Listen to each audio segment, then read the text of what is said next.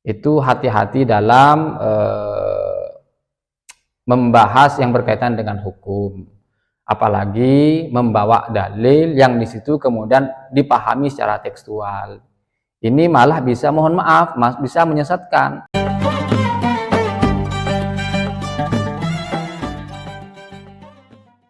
Assalamualaikum warahmatullahi wabarakatuh. Pemirsa Abu Alwi Channel yang semoga selalu berbahagia. Nah, ini bagian kedua untuk menjawab atau meluruskan jawaban yang disampaikan oleh Neng Umi Laila berkaitan dengan mandi wajib. Tapi untuk bagian ini sudah fatal. Kenapa? Karena beliau mewajibkan perkara yang tidak wajib. Nah, oke, kita simak video berikut ini.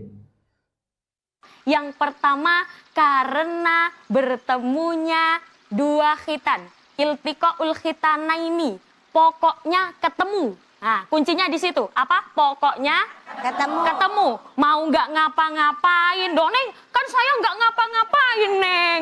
Kan cuman ketemu aja, tetap wajib mandi besar. Meskipun nggak ngapa-ngapain, tetap wajib mandi besar. Itu yang pertama, pokoknya ketemu. Jadi kuncinya satu, intinya pokoknya ketemu. Pokoknya ketemu. Ketika bertemunya dua khitan, kita diwajibkan mandi junub. Nah, itu sudah jelas sekali. Tapi kan yang saya tidak ngapa-ngapain, meskipun tidak ngapa-ngapain, jika bertemu itu wajib mandi. Nah, ini jawaban beliau ini ngawur. Kenapa saya mengatakan ngawur? Karena menyalahi ijma ulama. Padahal ya, jika hanya bersentuh, jika hanya bertemu, artinya kemaluan laki-laki dan perempuan itu hanya sebatas menyentuh, tidak sampai masuk, tidak sampai dukhul, itu tidak wajib mandi. Dan ini sudah disepakati para ulama. Ijma ulama tidak mewajibkan mandi. Nah, jadi beliau ini menjawab hanya berdasarkan asumsi pribadinya, tidak bersandar kepada pemahaman ulama salaf. Lah, ini akibatnya kalau memahami hadis secara tekstual. Makanya saya kan heran, sebenarnya perkara yang mewajibkan mandi itu kan pelajarannya anak ibtidaiyah. Dalam kitab fikih al-mabadi saja ini ya. Ini sudah jelas sekali perkara yang mewajibkan mandi itu ada 6. Yang pertama, dukhulul hasyafati fi fardin. Maksudnya hasyafah ke dalam farji dan seterusnya. Ini kan pelajarannya anak-anak ibtidaiyah di madrasah. Ya, jadi apa memang beliau ini tidak pernah sekolah madrasah atau bagaimana? Saya husnudzon kepada beliau, mungkin beliau ini lupa ya. Nah, jadi jika kemaluan laki-laki dan perempuan itu hanya sebatas menyentuh ya, hanya menempel, tidak sampai masuk, itu tidak wajib mandi ya. Nah, di sini saya akan membacakan keterangan dari kitab Kasyifatus Sajah, syarahnya kitab Safiratun Najah, halaman 22. Bismillahirrahmanirrahim. Wal aslu fi dzalik haditsu Aisyah radhiyallahu anha. Jadi wajibnya mandi ketika terjadi dukhul, masuknya hasyafah ke dalam farji. Hasyafah itu ra'su dzakar ya.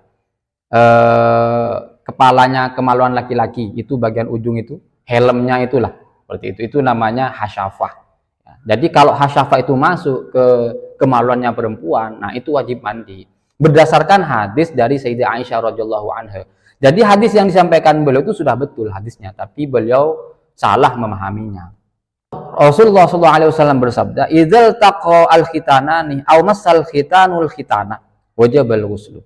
Jadi ketika dua persunatan, dua kemaluan laki-laki dan perempuan itu menyentuh atau saling menempel atau mengenai satu sama lain, maka wajib mandi. Kemudian saya lanjutkan, wala budda fi wujubil ghusli min dukhulil hasyafati ila ma la yajibu ghusluhu fil istinja ya. Jadi yang menyebabkan wajibnya mandi wajib apabila masuknya hasyafah ke dalam farji itu pada bagian yang tidak wajib dibasuh ketika istinja ya.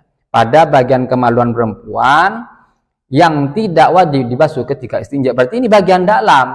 Jadi hasyafah Ra'sul dzakar, bagian kepalanya kemaluan laki-laki itu ketika masuk ke dalam kemaluan perempuan itu, ke bagian dalamnya yang tidak wajib dibasuh ketika istinja. Nah, ini yang mewajibkan mandi berdasarkan hadis dari Sayyidah Aisyah radhiyallahu anha tersebut. Nah, kemudian fa illam tasil ila dzalik bi an wasarat ila ma yajibu ghusluhu fihi faqad lam yajib. Tetapi apabila hasyafah itu masuk ke dalam farji hanya sebatas pada bagian yang wajib dibasuh ketika istinja, itu bagian luar, maka tidak wajib mandi. Nah, apalagi cuman menempel, apalagi cuman saling menyentuh, ini masuk saja, tapi di bagian luar, di bagian yang wajib dibasuh ketika istinja, itu tidak wajib mandi kok. Untuk mengetahui bagian dalam yang tidak wajib dibasuh itu ialah bagian yang terlihat ketika wanita itu jongkok. Nah, itu bagian itu yang tampak di situ, itu bagian dalam, tidak wajib dibasuh ketika istinja. Nah, itu bagian dalam. Kalau sudah masuk ke bagian itu, maka wajib mandi. Tetapi kalau hanya di bagian luar, yang bagian yang wajib dibasuh ketika istinja, nah itu tidak mewajibkan mandi. Apalagi cuman maka catatan penting bagi kita, khususnya para mubaligh, ya, para penceramah, itu hati-hati dalam membahas yang berkaitan dengan hukum, apalagi membawa dalil yang di situ kemudian dipahami secara tekstual. Ini malah bisa, mohon maaf, bisa menyesatkan. Makanya kita ini memahami hadis, memahami Al-Quran, kita bersandar kepada para ulama salaf, bersandar kepada para ulama yang ahli di bidangnya. Agar apa? Agar kita tidak berasumsi secara pribadi. Kalau kita tidak bersandar kepada pemahaman ulama, nanti kita ngawur pemahaman kita itu berdasarkan asumsi pribadi masing-masing. Nah, ini kan berbahaya. Demikian, semoga bisa memberi manfaat. Wallahu a'lam bishawab. Wassalamualaikum warahmatullahi wabarakatuh.